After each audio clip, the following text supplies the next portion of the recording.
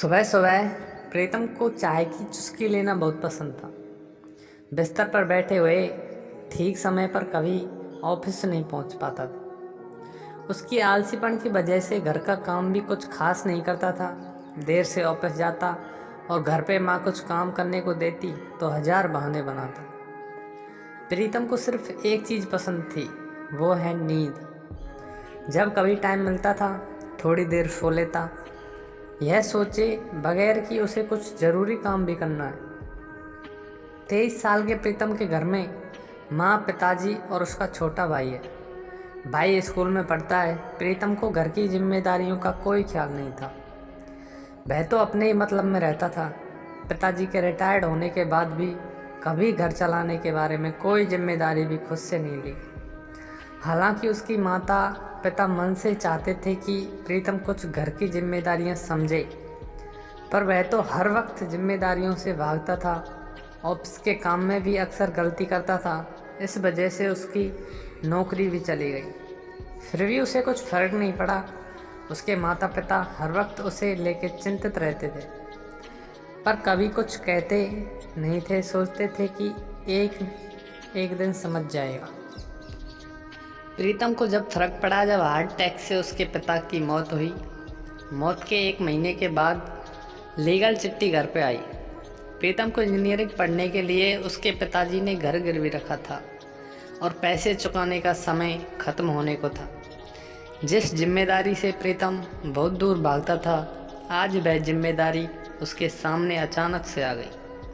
उसके पिताजी ने कभी उसे अंदाज़ा भी नहीं होने दिया कि वह इतने कर्जे में फंसे हुए थे, लेकिन आज प्रीतम को ही उनकी जिम्मेदारियां उठानी है। छोटे भाई माँ को संभालना है, छोटे भाई को एक अच्छी ज़िंदगी देनी है, पर क्या करे प्रीतम, उसकी नौकरी भी तो नहीं है। काश अपने पिताजी के साथ कुछ जिम्मेदारियां बांट लेता तो उसे आज इतना बुरा दिन नहीं देखना पड़ता। सोचते सोचते वह एक चाय के दुकान में जाके बैठ गया। वहाँ एक 12 साल के बच्चे को चाय के दुकान में काम करते देख उसने उस बच्चे को बुलाया और पूछा, तुम स्कूल क्यों नहीं जाते हो? वह बच्चा बोला, जाता हूँ, स्कूल का टाइम ख़त्म होने के बाद मैं यहाँ काम करता हूँ। मेरे घर में मेरी माँ सिलाई का काम करती है, लेकिन वह बहुत बीमार रहती है। मैं काम करके उनका हाथ बटाता हूँ और बहुत पैसा कमाना चाहता हूँ, जिससे उन्हें और काम नहीं करना पड़े। अचानक से प्रीतम के अंदर जिम्मेदार इंसान जाग उठा। उसने बच्चे से कहा, आज से तुम सिर्फ पढ़ाई करो, क्योंकि पढ़ लिख के तुम एक बड़ा इंसान बनोगे और अपनी जिम्मेदारियां ले पाओगे, और तुम्हारी पढ़ाई की जिम्मेदारी आज से मेरी। इसके बाद प्रीतम ने चाय की दुकान से चाय ली और एक चुस्की लगाई। आज प्रीतम को इस चाय की चुस्की में कुछ अलग ही स्वाद का एहसास हुआ। वह एहसास था जिम्मेदारी का एहसास।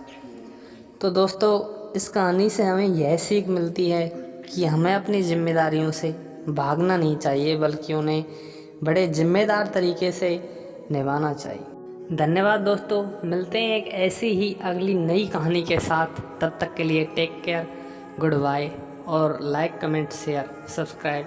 Thank you.